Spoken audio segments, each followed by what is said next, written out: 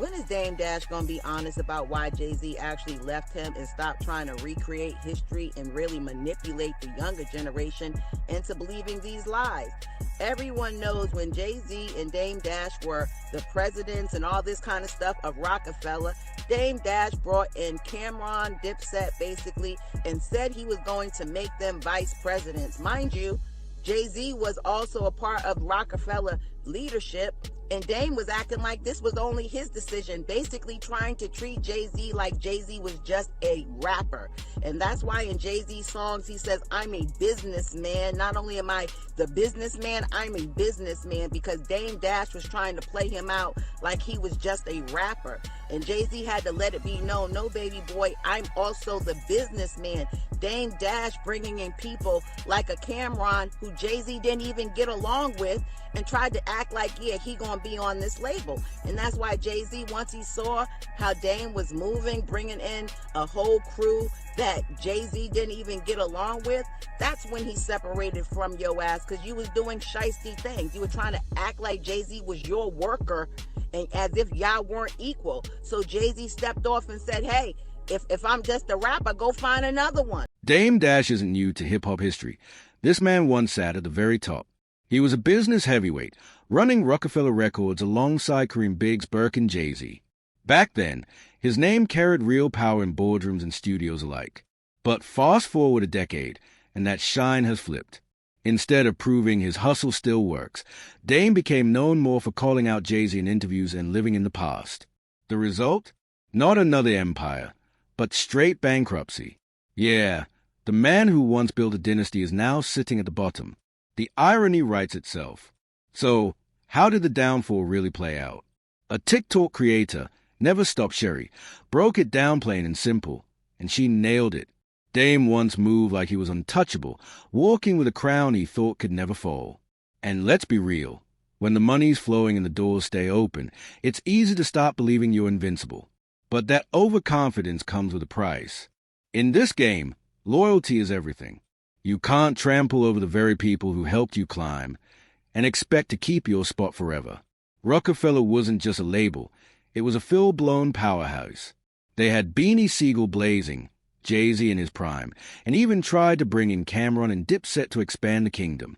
The machine was legendary, but pride and broken bonds, they don't mix well with money. And Dame is living proof of that lesson. Jay-Z even threw the warning shot with that infamous line, if you made me, then make another me. That's where Dame fell flat. Because after Rockefeller, he never built another superstar. He said he could, but when it came time to prove it, nothing happened. And the truth is simple, Dame's biggest enemy was his own attitude. He was abrasive, stubborn, and impossible to work with. Even when his ideas were strong, people got tired of the chaos that followed his name. In business, that energy doesn't last. It kills deals before they even start. Instead of staying relevant, Dame boxed himself out of the very game he helped create. Now, instead of running the industry, he's stuck on the sidelines, broke, bitter, and pointing fingers. Because here's a fact, business isn't just about smart plays and profit. It's a social game too. People have to actually like you enough to want to sit across the table. If your name makes folks walk the other way, even money-making ideas won't save you. That's exactly where Dame went wrong.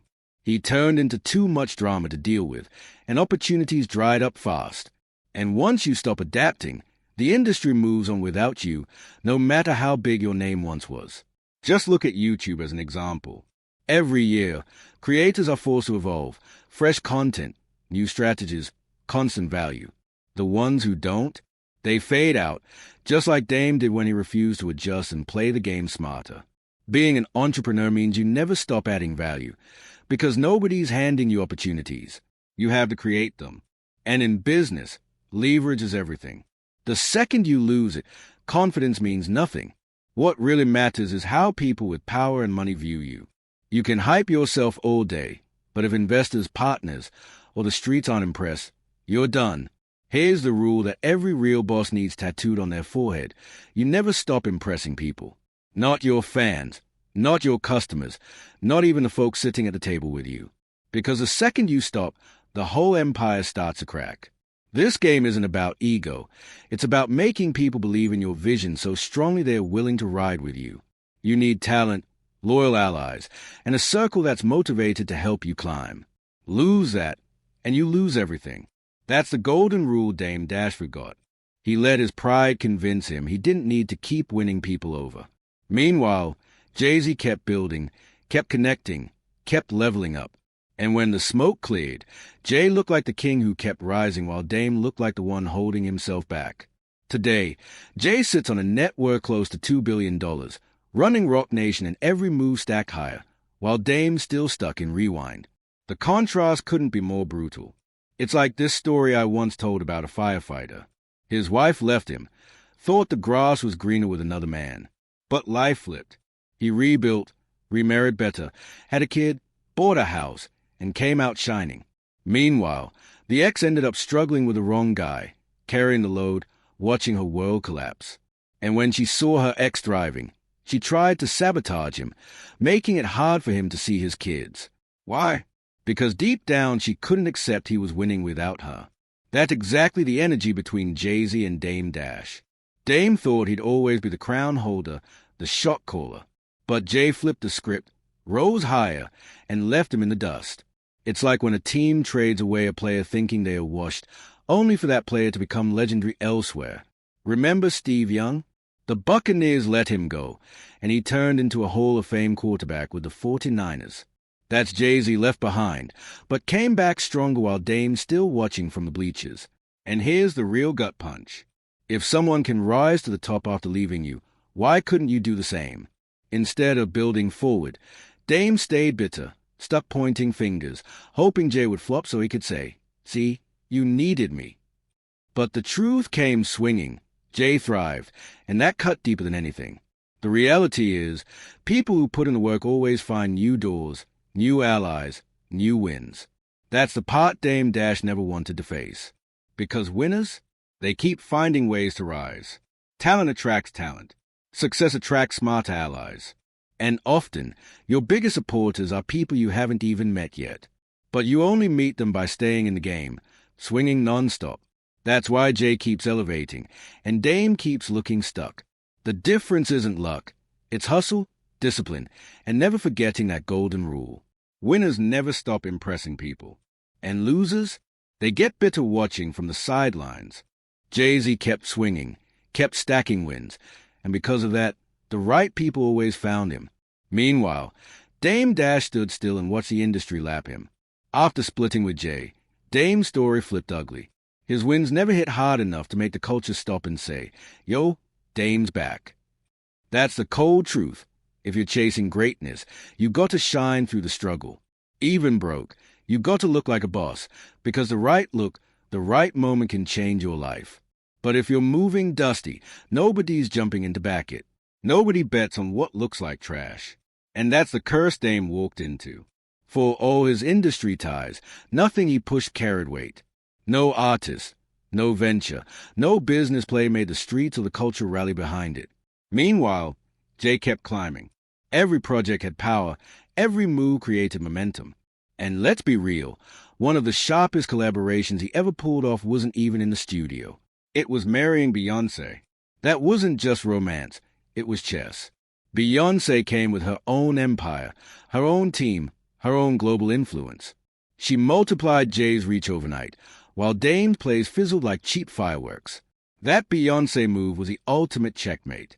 While Dame was still trying to move pawns, Jay was running the whole board. He built an empire that blended music, fashion, sports, and billion-dollar business. Roc Nation, Tidal, NFL deals, liquor brands, you name it, Jay turned it into gold. He didn't just stay relevant, he became untouchable. Meanwhile, Dame couldn't get a single project to stick. Every new venture either collapsed or barely made noise. The man who once co-owned one of the most powerful labels in hip-hop was now hustling on the sidelines, trying to prove he still mattered. But nobody was buying it. And that's the cutthroat truth. Perception is everything. Once the culture decides you're washed, flipping that narrative is almost impossible. Jay didn't just replace Dame's role, he replaced Dame's value. Beyoncé opened doors to corporate America that Dame could never touch. Brands, investors, Celebrities, they all wanted to stand next to Jay. Nobody wanted to gamble on Dame. The world loves winners, and it forgets losers fast. That's why Jay's a billionaire, while Dame is fighting lawsuits, tax bills, and bankruptcy. From the throne of Rockefeller to financial ruin, one of the hardest crashes hip-hop's ever witnessed. And the streets still talk about it. Dame Dash, the man who once claimed he made Jay, is now forced to watch Jay-Z live out billionaire dreams he can't even touch. That's a cool ending, but it's reality. Because in this game, if you stop producing, people stop needing you. They sit back, cross their arms, and watch you struggle. Every stumble becomes a live show. And now Dame's all the way down bad, with the same question echoing from the streets. What really happened to Dame Dash?